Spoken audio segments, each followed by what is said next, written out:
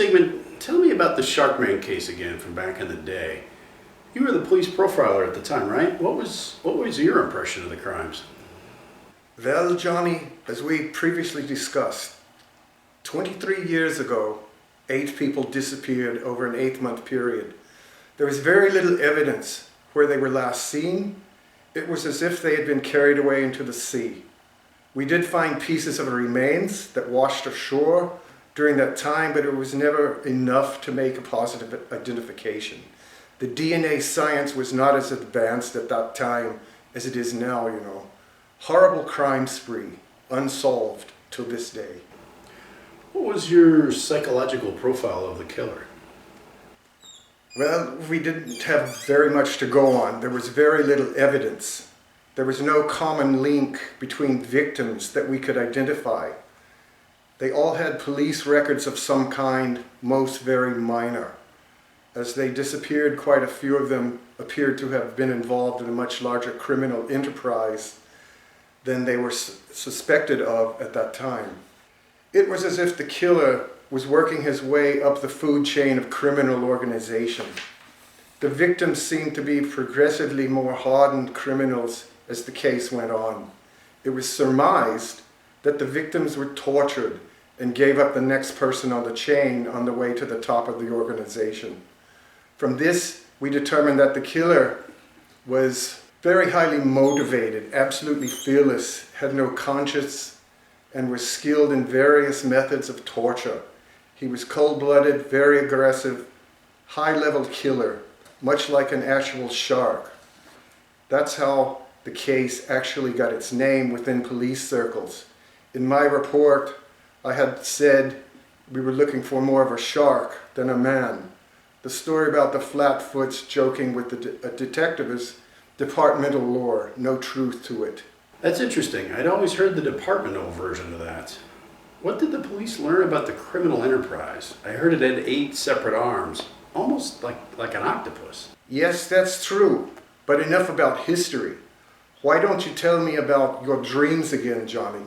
Have you been having any visions lately? Anything that disturbs you?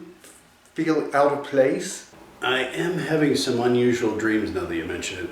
I was asleep in my bed just the other night when suddenly the room filled with an unnatural light.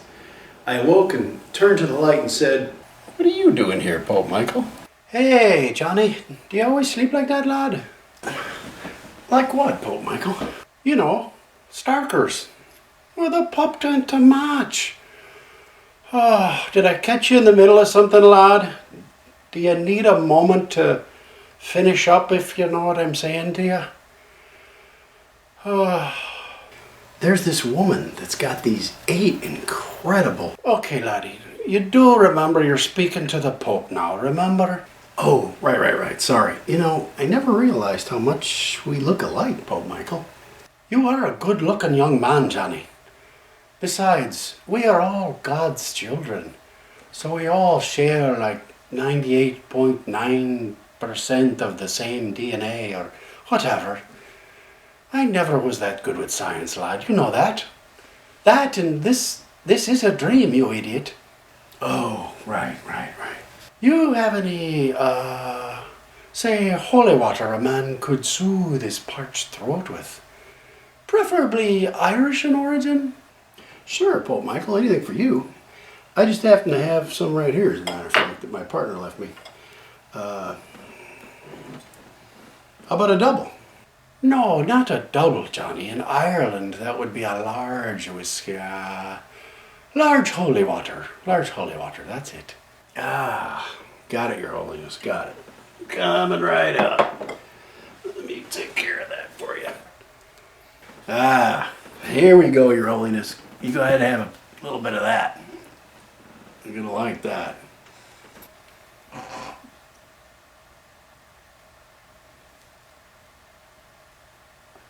Ooh, that's some excellent water of life there, Johnny. Hey, Your Holiness, did you hear the one about the bishop and the rabbi? Johnny, really? Oh, yeah, right. Sorry, Your High Holiness. I'm sorry. Johnny, you got any of the, the smoky? I could use a little something to put me into dreamland, if you know what I mean. You do know what I'm saying here, right, lad? Smoky, smoky? Actually, I was sleeping pretty well here until about a minute ago or so. Oh, right. You wouldn't want to interrupt that for a mere visit from God's personal representative right here on Earth or anything like that, now would you, lad? So anyway, Johnny, I'm here with a message for you. A message? A message from who? Oh, Johnny, I'll ignore that when it's late. And you are, shall we say, distracted a wee bit, or more than a wee bit apparently. It seems that lately you've been of two minds, lad. That has to come to an end. You're running out of time, Johnny. What do you think he meant by that, Johnny? How are you of two minds? Why would that have to end? Why are you running out of time? Why would God have a message for a nutcase like you? So, what did you say back to him? Okay, so this is where it starts to really get weird. Starts to? I'm walking down an alley, looking pretty cool, in like slow motion or something. Only I'm dressed as a Chicago police officer, which is weird because I've never even been to Chicago. I'm out on patrol or something, pretty cool. Aha. And then I'm wearing a red clown nose. I start to run, only it's in slow motion. So I look like I'm running really slow, which, I'm not, I'm pretty fast. But I look like I'm running really slow. So suddenly the wind, from my running so fast, is whipping through my red clown wig. Uh-huh. And then suddenly, I'm sitting on the toilet singing an old spiritual. Oh, the Camptown ladies sing this song, doo-da, doo-da. Of course you are, Johnny. Of course you are. Then I'm looking in the mirror, only it's not me. It's my partner, Detective Kerr, in clown makeup, telling jokes like the Joker from Batman, which is kind of weird. Hey kids, I predict it's gonna be a very, very dark night. Oh, but wait, aren't all nights dark by definition? Isn't that a bit of an oxymoron? Speaking of morons, I wasn't fortunate enough to meet the birthday boy before I came out here. I know squealers, and that's one. His name was Newton. What kind of f***ed-up name is that? I bet his parents hate him. Do they think he's going to grow up to be a genius like Sir Isaac Newton just because they named him Newton after a cookie? To me, all gravity is madness. All it takes is one little push. I'd like to push Newton off a bridge. Oh, I'm sorry, Newton. Did I frighten you? I don't want to kill you. You, all of you, complete me. I'm not a monster. I'm just ahead of the curve. So that's the part that seems weird to you? Well, yeah, because I'm nothing like Batman. Right. Because there's a lot of confusion about that. And then I'm in a crowded room, a bar, I think, Imagine that. and I see her, my arch nemesis. Cling wrap? She's across the room, and she looks really hot. And I can tell she wants me. Imagine that. A woman interested in a single delusional billionaire. Shocker. And she's got extra,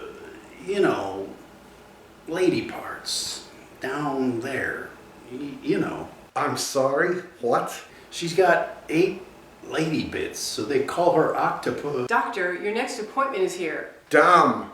Well, Johnny, I think we've made some really good progress today. I want you to start by keeping a dream diary. This will be important for us to document your psychosis progress. I think you're starting to get in touch with your feelings. Blah, blah, blah, blah, blah, blah. I think we're starting to make a good down payment on my summer home also. Doc, you realize that was out loud, right? Oh, right. I'll see you again tomorrow, Johnny. Let my assistant escort you. I wish she'd escort me. Oh, mama. Doctor! That was out loud, you know. Oh, right.